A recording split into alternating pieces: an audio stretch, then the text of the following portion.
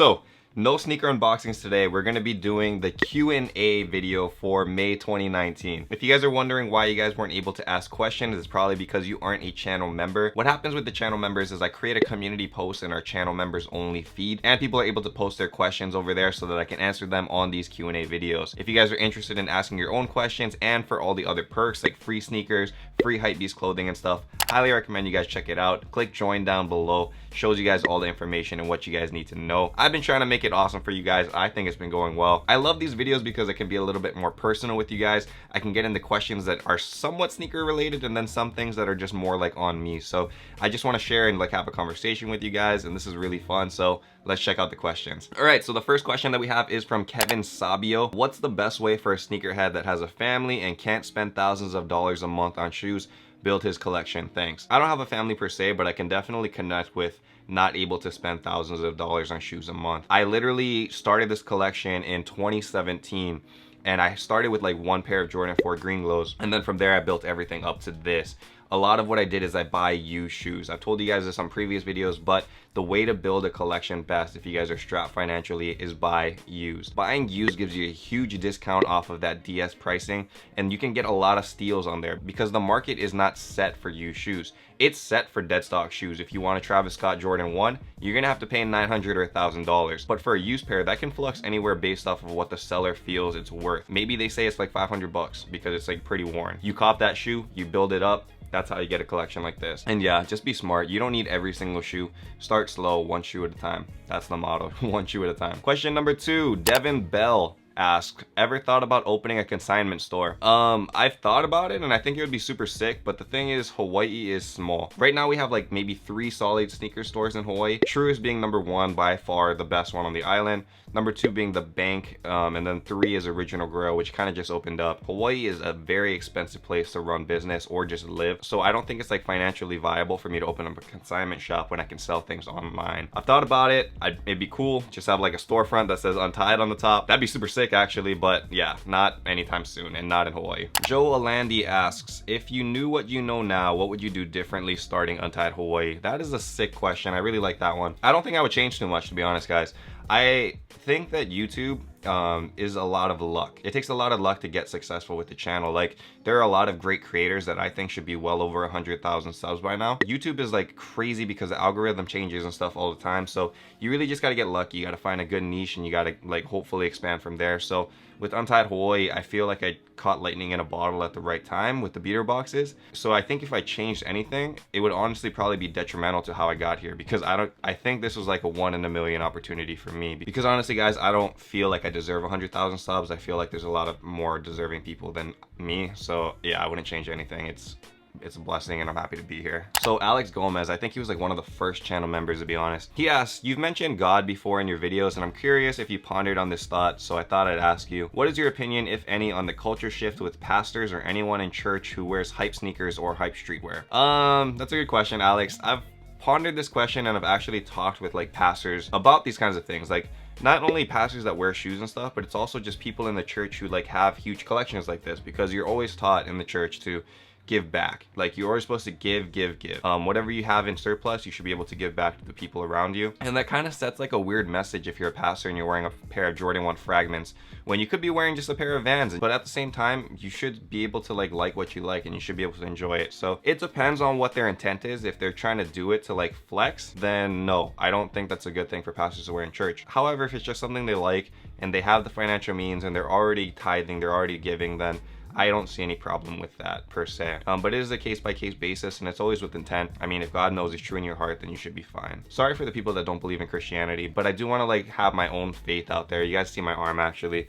This is all tattooed up with like depictions of God and all of that stuff. So it is part of me. So in these Q&A videos, I will talk about these questions if you guys want to bring them up. Not trying to sway anybody and stuff with that. I'm always hesitant about that, but I just want to give you guys my perspective coming from what I see and what I believe in. Next question is from Izzy Rube. Do you ever wish Hawaii had a colder season so you'd be able to wear jackets, or do you prefer it being hot all year around? Look at how much jackets I have back here. I have a shit ton of jackets. Guess how many times I've worn those jackets? Maybe once each in like the past year, maybe once. I wish it could get colder, not like winter, like freezing cold, but I wish it would just have like maybe like a 50 degrees it could get to. That'd be sick, because then I could actually wear these things at night and not be like sweating and stuff, you know? So Illest Barber asks, I've seen this question a lot, but I have to answer this one. Do you watch anime, and if you do, what's your favorite? So I've answered this in a previous Q&A video before. I do watch anime. I'm not gonna give you guys the same list that I did last time. Hunter x Hunter is still my favorite anime. However, currently, there's some good ones that I really like out right now. The Promised Neverland, if you guys haven't watched that, amazing anime. It finished up its first season. I'm caught up on the manga, and it goes really, really far, and it goes into some weird places, but I really like that one. Number 2 would be The Rising of Shield Hero. I just started that one. It's about a dude with a shield like as his main weapon, which is primarily used for defense, right? Oh man, I'm sounding like a weeb right now. But yeah, it's primarily a defensive shield thing. So it's like, how does he attack and stuff, and how does he like thrive in this world that he got put into? So I think that one's a cool take. And then the last one would be Demon Slayer Kimetsu no Yaiba. That one is super sick. There's only like 5 or 6 episodes out right now. And of course, because I loved it, I couldn't wait. So I binged the whole manga, and I'm caught up on that too. Very interesting concept and some very cool characters. So highly recommend all of that. You guys can't find those on Crunchyroll or GoGo Anime. You didn't hear that from me. You can also watch it for free over there. Toxic Noise asks, do you get nervous when buying an expensive beater box, and have you ever not made profit from one? Oh, that's a great question, because I literally just bought a $4,000 beater box, which is the most expensive beater box I've ever bought. And for a mystery box full of used sneakers, that's a huge investment. $4 grand, that's months and months of rent. And I feel uncomfortable, but at the same time, I've been doing it for 2 years now, so I do feel like I know that I will make money no matter what. There have been boxes where maybe I only make a little bit of money here and there, and there actually have been like 2 boxes, I believe, that I went into the negative, into the red. There were times that I didn't profit, and there are times that I am nervous. Ben Whitstein asks, what's an aspect of Hawaii lifestyle that mainland Americans may find surprising? I think this is an interesting question, because there really isn't very many surprises. Like, we function pretty normally, like the exact same as the guys from the mainland. There is a bit of a cultural difference. I feel like there's a lot more like family like togetherness in Hawaii, and it's more like collaborative, whereas I feel like there's a lot of like individualism and like people looking out for number one themselves in the mainland. And I know that's not everywhere, and I don't want to like stigmatize anything, but Hawaii is different, man. There's like a vibe here that's very together, and everybody's looking out for each other. Everybody is ohana. That's why I try to stress that on this channel, because I know that's not a common theme in like some places in mainland. So I try to show that to you guys like through what I do on here, and then, you know, seeing me in the community and stuff. Anthony Palayo asks, how different would your life be if you never got into sneakers and streetwear? Dude, I think about this all the time. So you guys literally blessed my life by watching this channel and by giving me another stream of income. Like I said earlier in this video, Hawaii is expensive to live in. The cost of living is like one of the highest in the country in Hawaii, because you got to figure everything is imported here. You got to ship it out to over here. It's different. The job that I have working as a disabilities counselor, it pays decent money, but it's not enough to like thrive with, I would say. So having a second stream of income that I can do like from my home, hanging out with my dogs, hanging out with my girlfriend, and not needing to go work at night at a restaurant or something is literally a blessing. So I love sneakers and streetwear for the fact that they gave me Untied Hawaii, and for the fact that it gave me like another means, you know, to support my family and to try to build something for myself. So yeah, I think my life would be like a lot more struggles, a lot more stressful without this thing. And it's just cool to like meet a lot of people in this community based off of like, you know, common interest in sneakers, common interest in streetwear.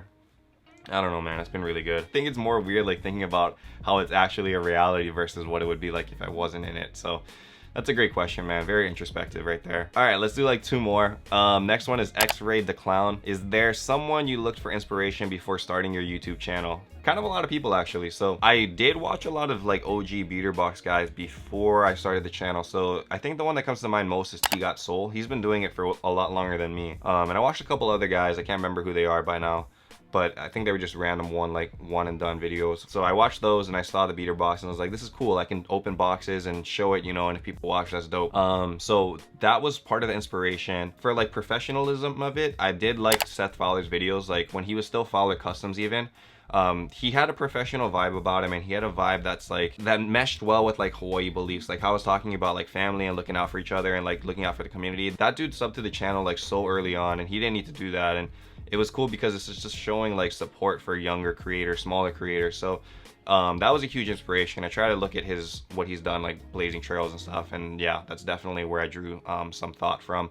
I don't do sneaker reviews at all. I leave that up to him, but I definitely look for professionalism there and look for guidance if I can through his videos. Last question, Ryan asks, what inspired you to work with children with disabilities? So I've always known that I've wanted to work with people. I have a very big heart for people, and I also have a heart for people that come from like adversities. The biggest disability, I guess, that like kind of, you know, drew me to that area is that my grandma's deaf. She's been deaf for like as long as I can remember, I think since I was born. And communicating with her is like, you gotta like actually like pronounce correctly so she can read lips and stuff, or, you know, write things down if she's having a hard time. And it was always cool because I was like just looking at her and I'm like, Grandma, I don't understand how like you can understand me and stuff, like this is crazy.